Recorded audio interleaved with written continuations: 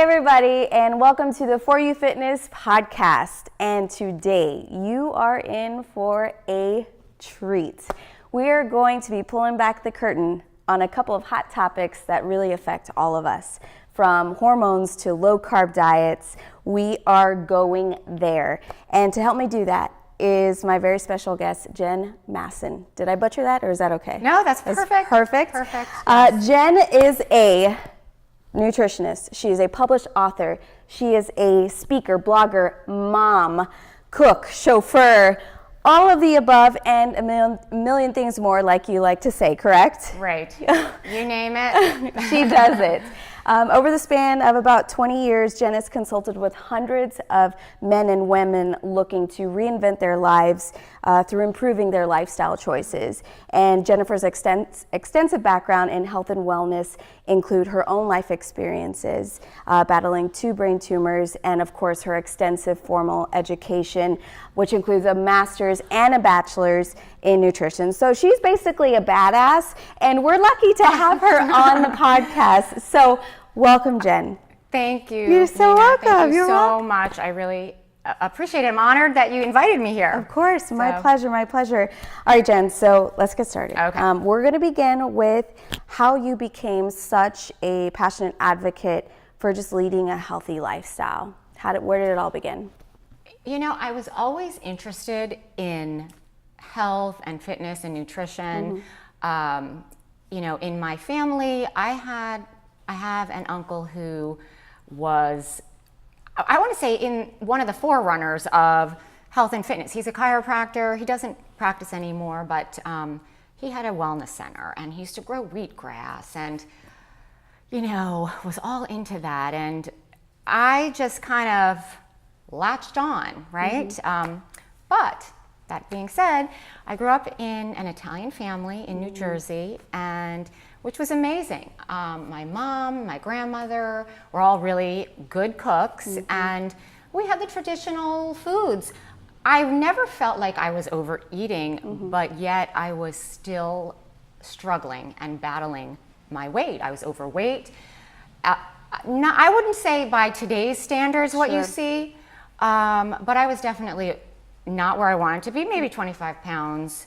And I couldn't do anything about it. I felt like I was struggling. I was on my first diet when I was 13 years old. I will never forget the Weight Watchers diet. And and a friend of mine and we went on the Cambridge diet where we had this liquid shake, and I remember drinking and going to school, and I was like, literally, I lasted until, the first period, like when we had snack time, because I was starving. Right. But who knew? Right. Right. And it just, I think as, one, my personality, right? I get obsessed with things. Sure. And as a teenage girl, I just wanted to figure it out. Sure. I wanted to figure it out. And I just went in that direction. Yeah. Absolutely. So here I am. I feel like there was probably a lot of pressure to look a certain way, just like there is now. Yes. Yeah. Absolutely. All right. So you did your fair share of dieting. What are you experimenting with now, and what are you currently doing, and why? So right now, and I'm so happy about this because once I went to college, and I have my undergraduate degree going, they were teaching us a certain way of doing things with nutrition and health.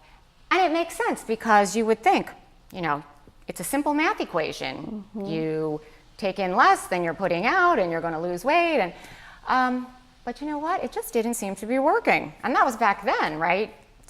In 1990. Or whenever. I have to think about it really because to be exact, it was that long ago. But so what I found was that when I would cut back on carbohydrates, it worked.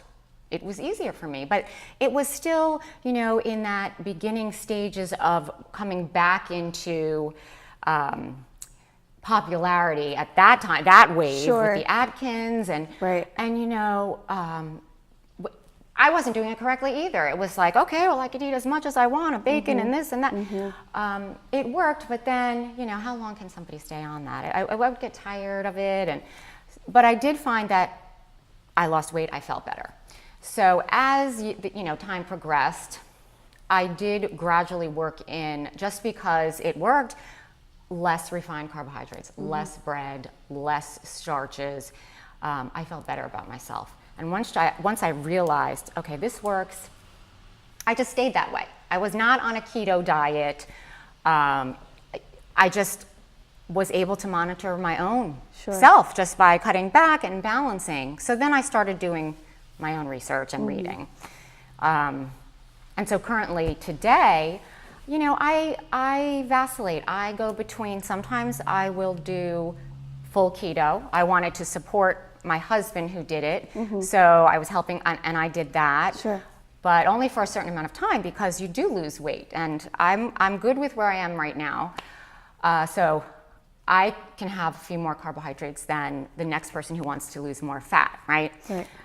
Sometimes I'll do intermittent fasting or time restricted eating, where I won't eat until maybe 11 a.m. Right. It just depends on what's going on. Like, okay, it's holiday time now, right? So intermittent fasting is a great way for people to enjoy the holidays and yet still maintain or even lose weight. Not to mention there are a lot of health benefits to intermittent fasting that are really just, they're coming into light now. There's a lot of research going on. And so that's the big thing right now, I guess you could say. Yeah, you're preaching to the choir. This is something that we instill, in our clients from day one. It just simplifies everything. And again, the research is out there. You have to self-experiment, though. Absolutely. You have to try. You can't necessarily do what your best friend is doing because it worked for her. Right. So it's all in about journaling, writing, figuring out how you feel. Yes. Right? Yes. Do you know what? People are different. So you and I are we have a different DNA, genetic makeup. Your body composition is different. You probably have a lot more lean mass than I do.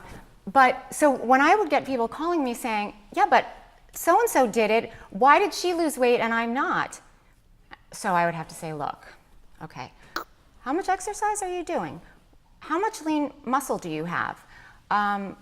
What are you eating? What kinds of foods? That is so important. It's not just how much, right? It's what you are eating, okay? Quality of food. Quality food. Yeah. And even if somebody is doing a ketogenic diet, it matters how much you're eating. It really does. It doesn't matter as much, okay? But it does, and you have to gauge that. Yeah, and everybody's different. Absolutely. You can easily overeat on healthy food. Oh, yes. I mean, those calories still matter at the end of the day. They do. They do, because you know what happens? On a ketogenic diet, sure, your body is using fat as fuel, right? And ideally, you want to use your own body fat to generate the ketones, which we use as fuel. But if you are doing keto and you're taking in too much, your body is going to be converting the fat in your diet first. Yeah. Okay, because so you won't lose weight. You'll never, or fat. Right? You won't tap into that stored fat. Yep. And there's such a thing as a dirty keto. Is this what have you heard of that? You know what? I haven't heard of dirty keto. I've heard of a lot of different. Sure. And it might be the same. It might be the same. I will tell people I have a quick and dirty version of, my protocol, and I'll text it or whatever. But so tell me, what is it? More so the saturated fats, just full. There's no nutrition behind it. There's no micronutrients. There's a lack of nutrition behind it. Right. Right, exactly. You can have, like, for instance, if you're getting, beef that is, it's full of saturated fat, but if you're getting that kind of beef, not grass-fed, correct. Who knows what you're taking in, because whatever it is you're eating, it literally becomes you, because you break it down and you use the proteins and amino acids and in your DNA and all that stuff, and there are toxins. Fat you know, and I like to say this too, your fat cells, they don't just hold fat. They are a storage container for, you know, old toxins and old hormones that, you know, for women, you know, with, depending on where they are in life, but estrogen, and there are different kinds of estrogens, and, you know, your fat cells store a lot of excess. Oh yeah. Right? You are what you eat. When you say dirt, yep, I absolutely. Gotcha. Yep. I again, everybody responds differently. I've gone on my stints of trying keto, but I think with every diet, it works for a certain period of time. Right. And then it's good to dabble and sprinkle in some carbs and just go on how you feel. Absolutely. Always though. Yes. Right? It never, you can't do the same thing. No, forever. I'm with you. I feel like, oh, you know, you and I are definitely on the same wavelength. Yes. Yes. You have to do what works for you, and Sure. you have to become in tune to your body's signals. Okay, and a lot of people, they've lost that. Like, what does it feel like to actually feel hunger? Okay, or stress eating, or emotional eating, or eating just because it's habit, like, oh, it's 12 o'clock noon, I need to have lunch. You know, you really need to become in tune with yourself. That's part of the whole big picture, right? In order to understand how you're feeling and what you need Preach, that day Jen. or Yes. that week or whatever. Yes. Yeah. Yeah. A lot, or at least in many cases, clients will say, well, I'm really starving in the morning, and, you know, well, let's take a second to think about how much water you've had from the time you've gotten up to now, that when you're actually hungry. So paying attention to those little things. Right. And making sure that you, again, listen to your body. Right. All the time.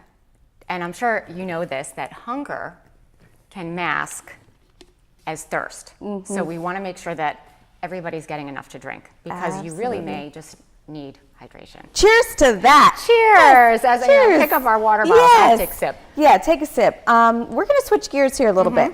So, in order to achieve, you know, significant results like fat loss and weight loss that actually stick, it's not as simple, like you said, as calories in, calories out, or just eating clean. We forget that, or we're naive to the fact that we have to look at the whole picture. All the dots have to be connected. All the checks have to be checked off. And so this includes thinking about hormones, stress, sleep, alcohol, food, all of the above. All of these things matter so much. And so now we're going to dive into one of the most commonly talked about hormones. Cortisol. Let's hear it, Jen. What is cortisol? Explain it to the average Joe. What is it?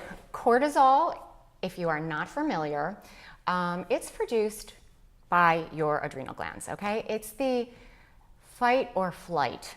Think about that. Okay, so if you are stressed, your body is going to pump out cortisol, right? And it's also going to raise your blood sugar so that your muscles have fuel to do whatever they need to do, and that you have energy to, you know, run or do what you need to do, okay? And then also the increased cortisol in your body, in your blood, will signal something called your HPA axis, okay? And I know we're not gonna get into a lot of it, but break it down, this will signal your adrenals to slow down and stop producing the cortisol that I got it under control. Ideally, that's what happens, right? Because once, you know, the stress goes down, everything kind of calms down. You have that initial adrenaline rush, but it's supposed to come down. It's supposed to come down, right? But in today's world, there are stresses everywhere, okay? And what I had to realize, there's good stress and bad stress. I mean, good stress, you know, could be you're having another baby, or you're having a new baby, or you're getting married, or you're buying a house, right? And then there's the stress of every day, you know, how am I going to pay the bills? Or, you know, it could anything. But stress can be, you know, come from all directions. And when you have that constant stress, your cortisol is constantly high. right? And so your body doesn't know what to do with it. And it can, high cortisol levels can really impact your health. Tell us how. What can we look for? What are the signs that we are burning the candle at both ends and we need to, slow down? Well, okay, so sleep, number one. Okay, I would say your sleep cycle is messed up. Cortisol has a few different responsibilities in your body, and what they call the circadian rhythm is one of them, and that's your day and night cycle, right? So if you find you're opening your eyes at 2 o'clock in the morning and like, oh my God, and you're thinking about things, and I like to use the expression tired but wired, okay, because you're tired and you feel it, but you can't sleep. You're wired. I have felt that. Sure. I'm sure there are a lot of people out there, that can understand. Cortisol is also responsible for hunger and cravings, or it plays a role in hunger and cravings. Won't say responsible. And it has something to do with fat storage, okay? And having high cortisol all the time will encourage your body to store belly fat.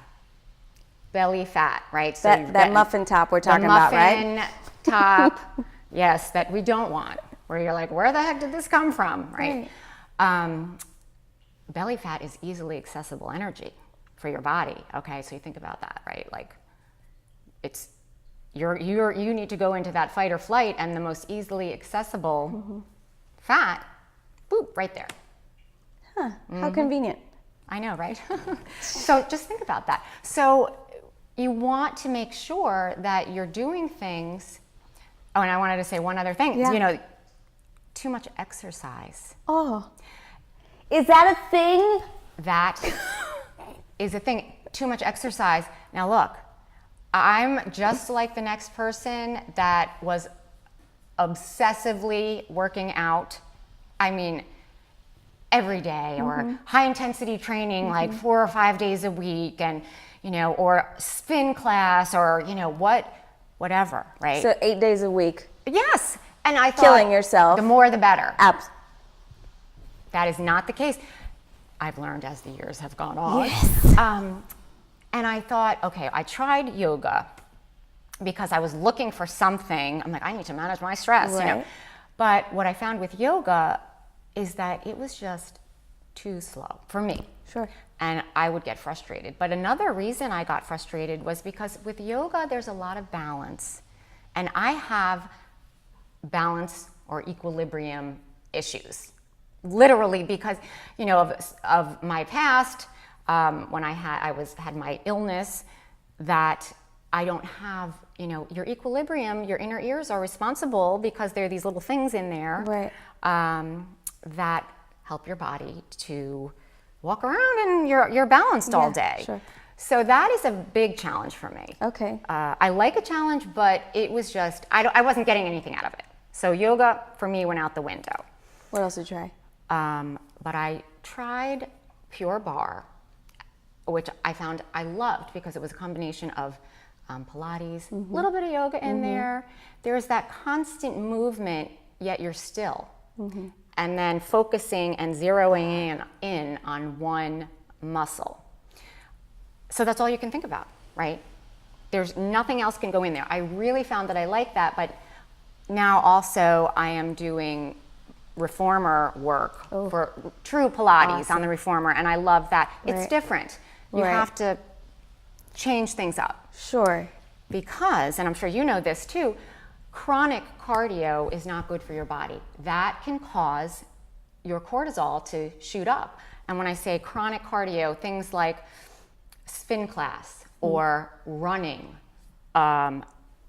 day in, day out, incessantly, that is not good for you. So the long bouts of just a consistent output of work. That's what we're talking about. So our runners are just get off the machine, stop doing it, and instead, what should they be doing? Well, here's the thing, right? With cardio, I'm sure the thought is, oh my gosh, I have to burn calories, right? But you also need to maintain lean muscle.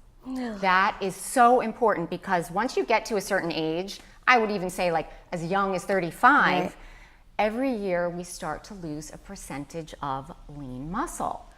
And so what happens with that, right?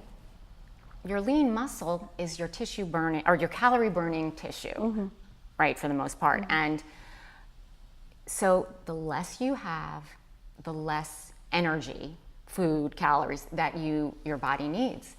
So if somebody was, let's say, and I always like to use this as an example, you have two people standing next to each other, and one person had, a little more lean muscle, kept working out, they were the same weight, right? Then the other person didn't like to exercise, wasn't doing any weight training. Years would go by. Involuntarily, that person who didn't do resistance training, their body composition would gradually change to having more body fat, needing less energy, and because of that, gradually put more weight on. So sometimes, somebody will wake up and say, oh my gosh, I don't know where this weight came from. Well, really, it didn't come from anywhere because you didn't do anything to change, but yet your metabolism, your body composition, it did change without you knowing, right? Yep. So, so that's where it comes from. That, and along with a lot of other, different things. Sure. So,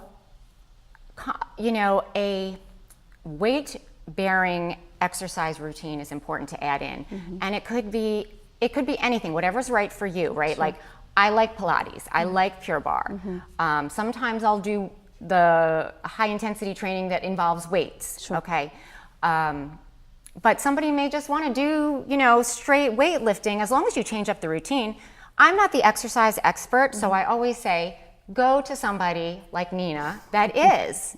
Then, Sure. I've gone to trainers and people that have helped me get, my exercise routine or workout together. Right. I just know what, the pros and cons of doing versus not doing certain exercises. Right.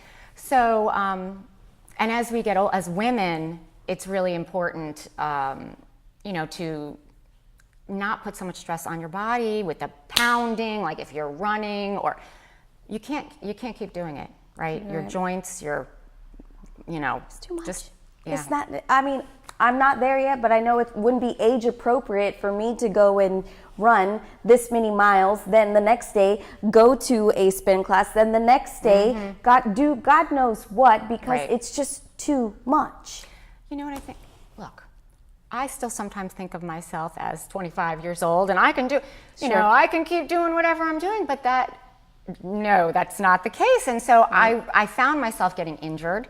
This was several years ago, when I was doing I went to Orange Theory, which I really liked, but it was nonstop, like 5 days a week, and I found myself with injuries. First I had, a calf injury, and then I couldn't run, and then I had this, and so I said, what the heck? And that's when I had to go and find something that I could do.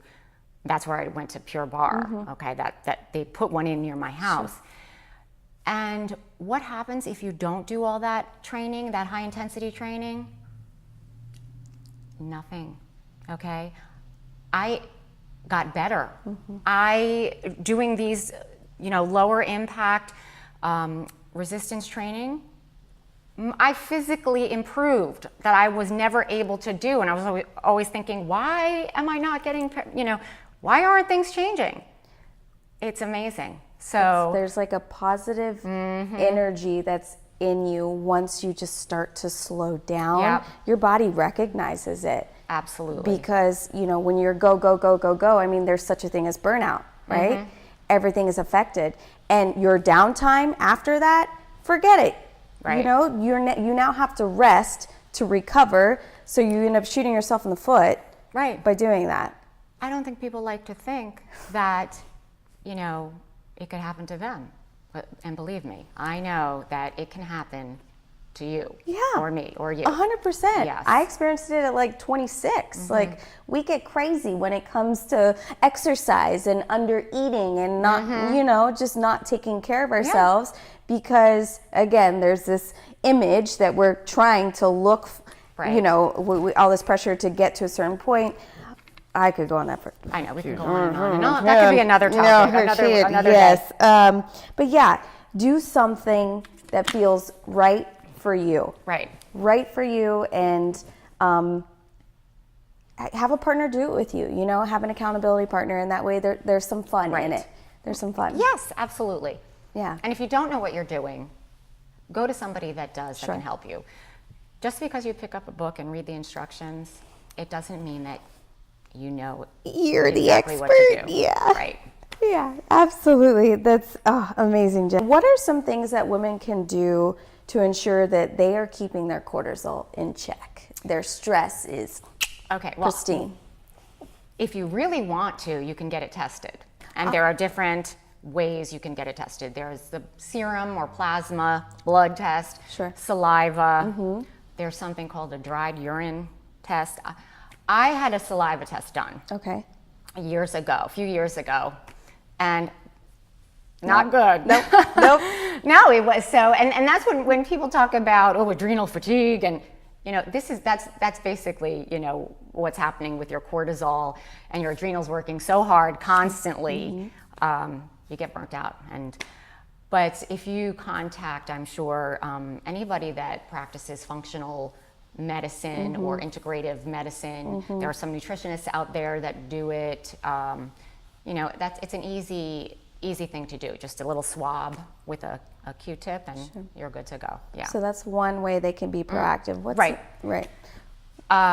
Self-care, which is not necessarily going for a hard workout all the time, but meditation, go for a massage, just go for a walk without having the exercise mindset. If you just go for a walk or go out to the park, something like that, to just kind of release, I know that when I would go for a walk, I'm like, I have to go for a walk. But, take your dog for a walk if you have a dog. So self-care, and definitely stress reduction or management, however it is that you do it. Yeah. So it could be, massage for you, or taking a nap, who knows? The one thing I will say is, don't drink a glass of wine to relax. And it's not that, I like my glass of wine, I like a drink now and then, but alcohol, it messes up your sleep cycle. Okay, that's number one. It really does. And then as you get older, even worse, right? It gets worse. So that, plus exercise will lower inhibitions, and if you are trying to stay on track with something, it's much easier for you to kind of go off track. Yeah. Oh, that looks good. I'll have some more, Forget it. I'll start again tomorrow. Right. So, you have to just play it by ear, depending on what your goals are and where you are as far as that goes. Absolutely. To add to your tips, hang around people that make you laugh.